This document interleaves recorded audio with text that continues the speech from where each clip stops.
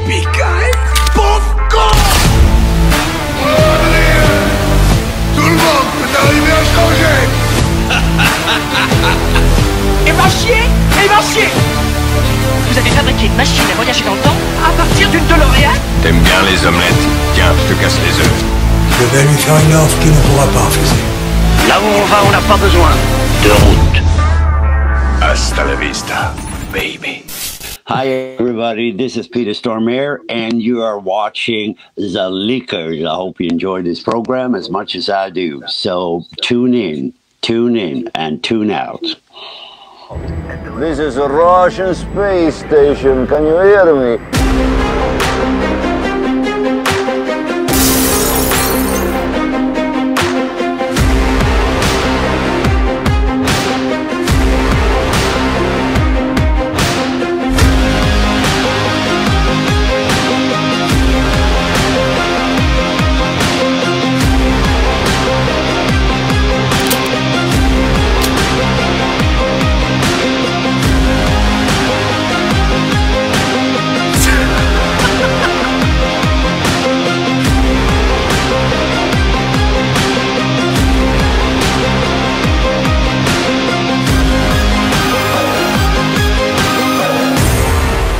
Non, je n'ai jamais vu Star Wars.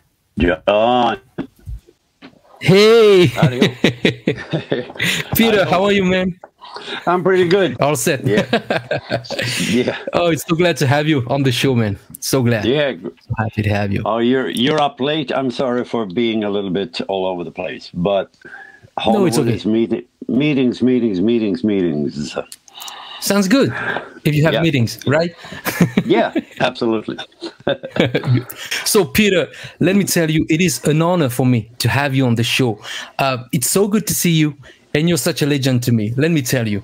And I would like to know, first of all, Peter, just tell us, how are you? Everything is fine, busy, I guess, doing some Viking stuff, I don't know. Yeah. Ah, c'est la petite pause les amis. Et oui, avant d'aller plus loin, j'aimerais tout de suite que vous n'oubliez pas de vous abonner à la chaîne, de soutenir la chaîne. N'oubliez pas d'activer la petite cloche, mettez-moi un petit pouce bleu et restez informés des exclusivités sur The Likez TV. Yeah, I'm a busy guy. I'm doing writing a lot. We're pitching a lot of shows to different networks, and I've been busy and I've been COVID free. I never had COVID, and I'm staying negative. My heart and soul is very positive, but and I've gotten 4 shots of the vaccine now. I'm proud to be vaccinated. So because you're a solid guy, you're a tough guy. Yeah, I'm a tough guy.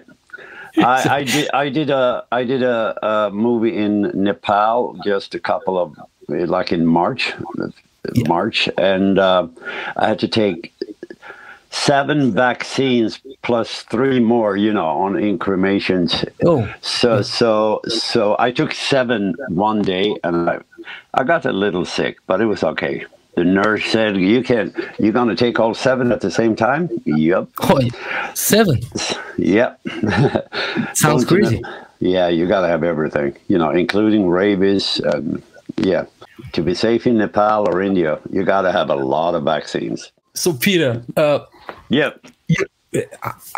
Now we just talk about this. I don't know how to put, but let's just put it this way. Like all of my, my friends, and I grew up, in the 90s, and maybe the first time I saw you was, I think it was in Jurassic Park or Fargo, back in 1996 or 1997. And since then, you've been in a lot of movies, crazy show, blockbuster, like, Armageddon, Wind Talkers, Bad Boys 2, Constantine, Prison Break, American Gods, video games. That's crazy. But I can't name all, the things you did. But yeah, I guess first time I saw you was in Jurassic Park, and you had this, amazing, charismatic way of acting, like instantly, and I love that, today you're the most recognizable faces in Hollywood. So when anybody saw a pic of you, it say, "Oh, I know this guy. I saw him in a lot of movies." So you know what I mean. So it is crazy. And so I never sort of. I work with movies, but I don't do a lot of publicity for myself. I hate to be on a red carpet. I hate being in magazines. I hate to do interviews. This is cool because it reaches tabloids and everything. audience. Not just Yeah, and I never see the movies myself. It's strange, but a lot of people who work with movies, or if you're on stage, you can't watch yourself, which is a blessing. And but most of the actors I know, they never watch themselves, on the screen. Yes. It's because every human being, we're the same. You don't want to see yourself on a photo because you can't recognize yourself, and you don't want to hear your voice because you don't recognize. That's not how I sound. The same with actors, but I'm more like a hermit. I like to be alone. I like to go home after work. I don't like to hang out. So a lot of people recognize me on the street, but there was a girl in the neighborhood said, "Oh, you're working in the pharmacy." I know, you worked in the old pharmacy down the road here, And I said, "Yep, that's me." "Oh, what pharmacy are you working?" "Because they closed." "Yeah, I'm at the CVS up the road." "Okay, cool. See ya." So people recognize me, and they can't really place me where, but people stop in airports, "Oh my God! I saw you at a party. I saw you at the Merej or something." Yeah. "Can I take a selfie? You've been on TV, haven't you?" Yeah. In the commercials. A little bit. Yeah, I do commercials for Hoovers. "Oh, you're the guy." Yeah. So it's fun. It's fun. Nobody really knows in the streets or airports and airlines, people, they don't really know where to put me, but everybody sort of recognize me. But it's everything from pharmacy to selling vacuums on TV, and yeah, it's crazy. But because you keep it low key, you know what I mean?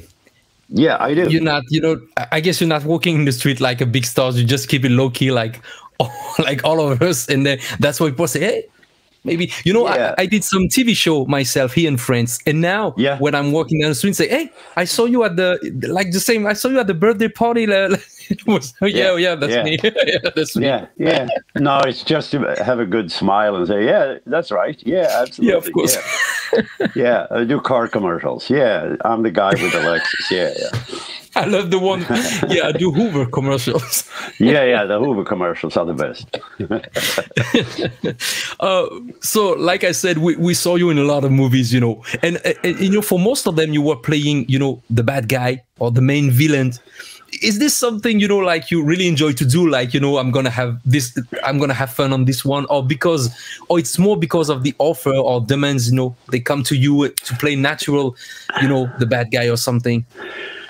Yeah, it started way back, in the late 80s with all the minorities in the U.S. protesting because not to portray all the African Americans like thugs and rapists and murderers and bank robbers. And then came the Hispanics who said the same thing. Then they moved over to do Asians to be the bad guys. And then the Asian came and said, "Don't portray us like evil guys all the time."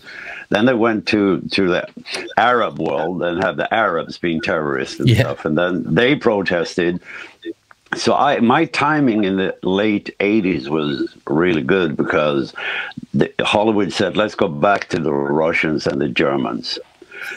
And because I'm European. Yeah, of course. Swedish, right? Yeah. The producers here are really a little bit, I can't say their IQ is very good or very high, but they think like if you're born in Europe, you speak every language from Europe, and they don't. And they asked me in the beginning, can you do a Serbian accent? And I say, yeah, of course. I know.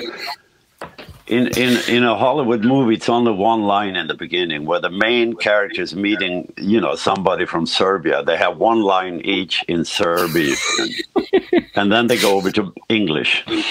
So if someone asks you from Hollywood if you can do Hungarian accent, just say yes, and then just come up with something. Just come up with something. And what I did, I went back to watch the movies from the 50s on YouTube. Yeah, and all and that time YouTube really didn't exist. But I went back to see old movies, because they didn't have subtitles in this country. So from the beginning, they had an English accent, they had a German accent, a Russian accent, you know, like Eastern European accent, more or less.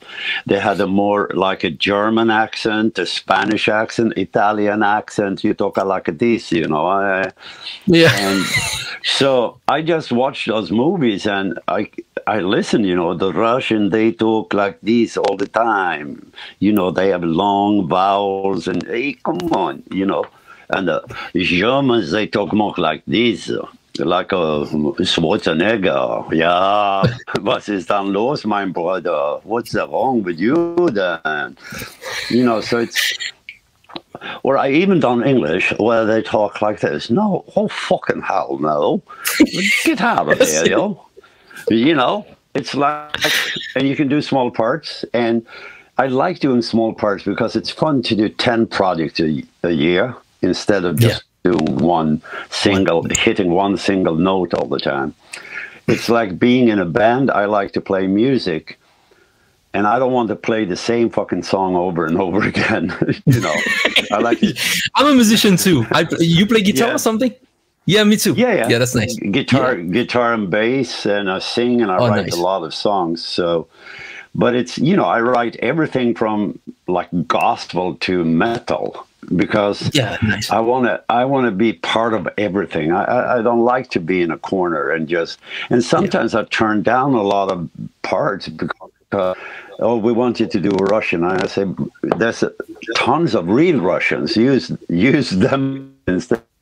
No, I'm doing sort of the standard accents that came up during the 40s, or when the talkies came, 30s, 40s, and 50s. And it's very strange when you see an American movie about the Roman Empire, everybody speaks with a British accent. Dear Caesar, what have you done at the Capitolium today? It was a dreadful thing. I saw Brutus, and he was holding a knife and he was threatening my life. Oh, there's Cleopatra. Hey, Cleopatra, how's it, you know? And even Richard Burton, you know, and Elizabeth Taylor, you know, is like Anthony and Cleopatra. It's funny to see those movies. Yeah, because, they are just foreigners. They couldn't speak with an Egyptian accent. They couldn't figure that one out. So they said, let's have them all talk Oxford English.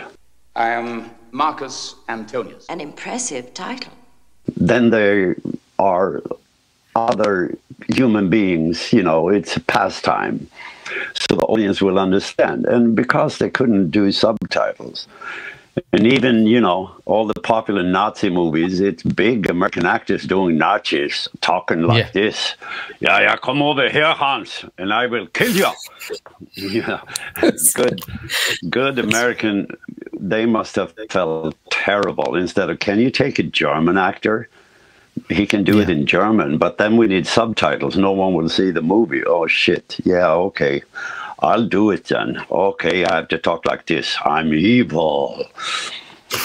So, but I based it on, you know, now on YouTube, you can just watch old movies and you know how they speak, you know, if they do a Eastern European accent or a German accent or a Spanish accent and Italian. I've done Italian also, you know.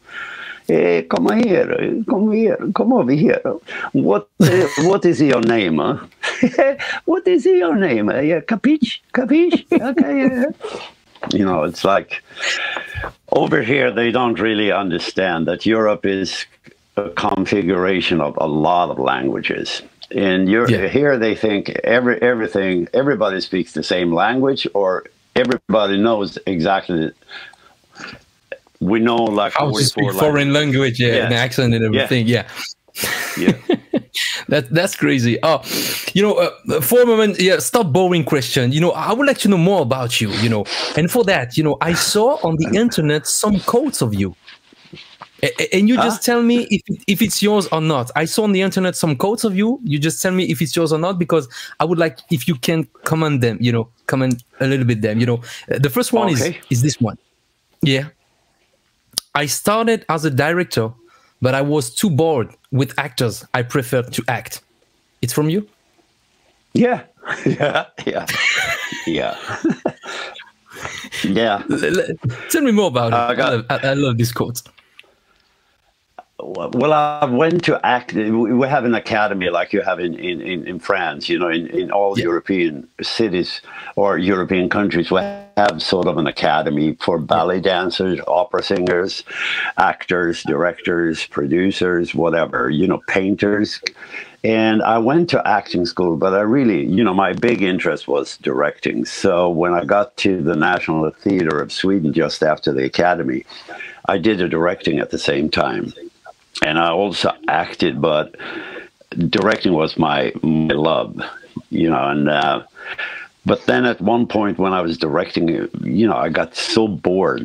And one time I stood up and I was screaming at an actor. And at the same time, I could see myself on the side. I could watch myself screaming. And I said, "Hey, Pete, this is not how we want to spend our life." You know, like, because actors can be like opera singers, you know, and actors can be very demanding. These shoes are not good enough. I look fat in this costume, and this is this, and can you come in and sit down on the chair here? I want you to raise the glass. And they could say, no. Can you at least try it? No, I think I should come in and stand. I'm not going to drink until later. And it was so hard to get people to do what I wanted them to do. So I said, screw this, you know. I give up. I give up. So at one point I started to directing. I call it the inverted directing book. It's like telling you, you know, I want you to sit down, say your line, and then pick your nose. But I don't want you to pick your nose. I don't want you to sit down. So I know the actor will come in. He will not sit down. He won't pick his nose. So that's how I directed people at one time. I told them the opposite. So I got them to do whatever I wanted. But that was so tedious and boring. The inverted director's book. Love it. Love it. It's true. It's true. Yeah. Yeah. I believe you 100%. Peter, I have a co-host with me in the room right now. He's with us. You know, he has a YouTube channel. Wow. His name is Merej, and he's going to be with us because he has some question for you. Is that okay for you? Merej. Yeah, and he's here with us. Okay. Bonjour Peter, je parle en français, je suis désolé. J'espère que vous appréciez l'accent français. Where is he sitting then? Alors, on a parlé beaucoup d'accent. Just wait. Attends une seconde. Hey Peter, you're with us? Alors désolé Peter pour les petits problèmes de connexion, les aléas du direct. C'est pas grave, je vais poser la question comme ça et John la traduira ensuite, évidemment. So we can see you, but not be with you. Be with us, yeah. So we can see you. J'ai redécouvert Code Mercury dernièrement, un film avec Bruce Willis, où vous jouez un petit rôle, dedans un rôle de gangster, sans aucune ligne de dialogue. C'est un rôle vraiment complètement muet. Et dedans, vous êtes incroyable, c'est-à-dire vous bouffez l'écran, alors que vraiment, voilà, il y a zéro ligne de dialogue, il y a juste un combat comme ça, et vous volez littéralement toute la scène. C'est quoi le secret? Comment est-ce qu'on prépare un rôle muet? Quel est un peu le secret de cette scène? Comment est-ce que vous avez voilà, préparé ce petit passage extrêmement marquant, j'ai trouvé? No, but you know, it's a strange story, and my dear director casted me in one of the lead guys' roles there, and I got a really good paycheck, and then somebody from, you know, upstairs, I can't remember what studios it was for, and they said, oh, Peter's accent as the talking part here, and is not, we think we should have another guy there. And the director said, no, Peter's perfect. And then the director had to obey the laws of the stupid studio heads. And he said, Peter, they have taken you out of the movie from that lead guy who's driving around in a car and chasing Bruce Willis and having fights with him. So I convinced them so you can have the same paycheck, but if you could do me the honor to be in the movie just being this guy who's trying to kill him, the hitman. And I said, that's a bummer. That's a bummer. Who the fuck can I talk to? And he said, it's nothing. It comes from, you know, the upstairs, you know, stupid producers. I'm very, very sorry. And that's how I ended up in the part. So I looked at Bruce Willis and I just thought of him of being that producer that said, you know, no, I want to cast my nephew instead. I want to cast my friend instead in the part, you know. So, but I got the same paycheck, and I looked at Bruce Willis, and I just imagined he was the executive from that studio that had turned me down. That's why. Because I love it. I had the part. I love this story. I had the part and everything, you know, and prepped everything, and we were supposed to start shooting. And then a couple of days before, the director called me and said, we have to talk, you know, I have some battles. And he also said in an interview, he said, if Peter had been born in the U.S. and had a perfect American accent, he would be the biggest star we had right now. And it's a shame that the studio didn't allow him to do that part. You know, and then, haven't they seen Fargo? He said. Come on, man. So this is the first one I saw. Yeah, no, this is crazy. You know, like you said, you know, sometimes, a lot of times, you know, the executive are, you know, it's you have to struggle with them. They don't read scripts. They don't do anything, you know. They just want to pay off their fucking house in the hills and the mistress and whatever, their lover and the cars and shit. They just say, I want more of him, I want less of her, I want more of this, and I want some blood. The IQ level of producers in this town is unfortunately bad. And it's going the same direction in Europe. I work in Europe too, and it's like producers never read. They used to, you know, in the good old days, producers read the script and was so fighting for the script and fighting for the story. Now they're fighting just to keep their seat in the, in their office. It's the same thing. Yeah, we struggle with the same thing here. Let me tell you. Thank you. Merej has another question, and I'm gonna ask him now. Alors Peter, vous avez travaillé avec un nombre incalculable de réalisateurs, des mauvais parfois, mais surtout d'excellents, et même parmi les meilleurs du monde, comme par exemple les frères Cohen, John Woo, Terry Gilliam, Kim Ji-won, Michael Bay, Steven Spielberg. C'est assez impressionnant. Quel est celui qui vous a le plus épaté, où vraiment vous vous êtes dit sur le plateau, oh, wow, là je travaille vraiment avec un grand maître? Well, all of them have their qualities, I must say. I've been very lucky, but I like the enthusiasm that Michael Bay has. Yeah. You know, he's, you know, people, they have a lot of stories of Michael Bay. I've done 3 things with him, and I did one thing last summer as well, where he produced and directed some of it, and called Songbird. It's just that Michael is he's so happy and just hyper and happy to be on a movie set and come up with crazy ideas and having wonderful shots. He has a good eye with the camera. He shoots with sometimes himself, just telling the DP, you know, I want to shoot this, I want to shoot this. I know exactly, you know, let me do it. It goes faster. And some people think that is not how you behave in Hollywood. And he screams a lot, but he screams because he's enthusiastic. And I'd rather work with an enthusiastic director than somebody who comes in and say, where should I put the camera? There's a lot of stories, and some people don't want to work with him because he's screaming and yelling all the time. But the next movie, they're back. The same team is back, you know. Then they bitch and scream about him, and they go out, I will never work with him again. And then they work with him again. Because he's like a little kid in a toy store. And it's really contagious. I really get a kick out of working with him because it's always something unexpected. It's always something funny. It's always something, and he likes to improvise. You know, if you come up with something, nothing is really holy. If you find another line or you find something else, he's all for it. The enthusiasm from a director spreads. And when you're an actor, it's wonderful to have a director who knows exactly where the camera is. Then you can concentrate on being an actor only. Spielberg is a little bit the same. He's very enthusiastic. He can say, like, look at this set. Can you imagine we can be in this beautiful set? They built this just for us. They are like kids in their hearts. Yeah.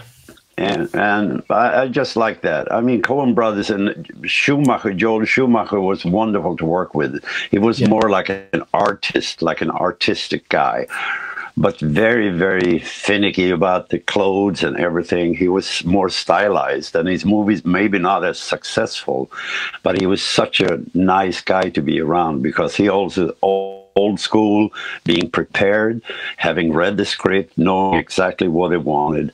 So I've been lucky with working with some really great directors, and I've been working with some really bad ones. Of course. Yeah. It's because you worked a lot, so you cannot, you know, always pick the good director, you know. You have to. No, you meet people. It's the first movie, and the script is okay, and you have a great cast. But then when you start shooting, you just feel like you're sinking through a hole after a week or so, and there's something lacking in the director's head.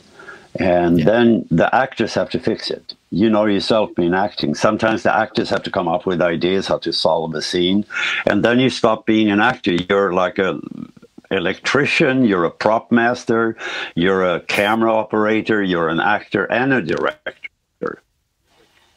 It's better if actors can just be actors. If you build that security around an actor, you can get great performances. You can just be focused on what you have to do, and of course. Yeah, yeah. It's like you can't tell a soccer player to go in and play hockey in a soccer with soccer shoes, you know. That's what it feels like working with bad directors. It's like, I'm dressed for soccer and we're going to play hockey.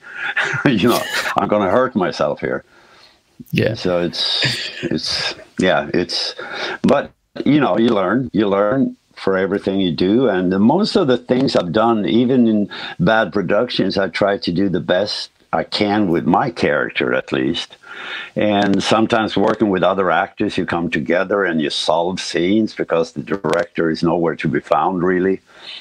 So you solve it yourself.